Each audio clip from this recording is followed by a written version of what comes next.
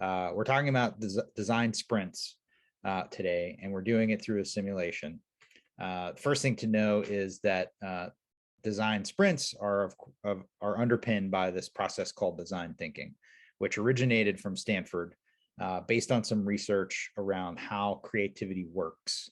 And what they found was, while certain people are more creative than others, that people we would consider creative tend to follow patterns for how they develop unique solutions.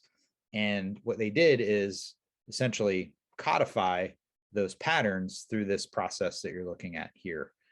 And the idea here is that even for those people who don't consider themselves creative, by following some of these practices, we can increase your creativity and, more importantly, collectively with a group of people, come up with creative solutions.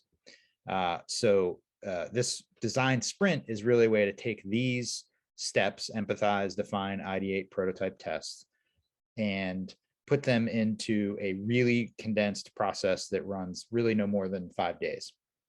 Today, we're doing it in an hour.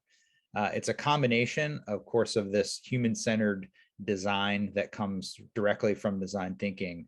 We're adding in some scientific method here by being very hypothesis-driven, and of course, this being part of agile, we're collaborative and iterative in the way we think about it. The problem we're trying to solve here is, this pattern of we have come up with an idea, we build it, we launch it, we validate it. Sounds great, but in reality, it takes a long time and it can be really expensive to build. So the feedback loops are actually way too long.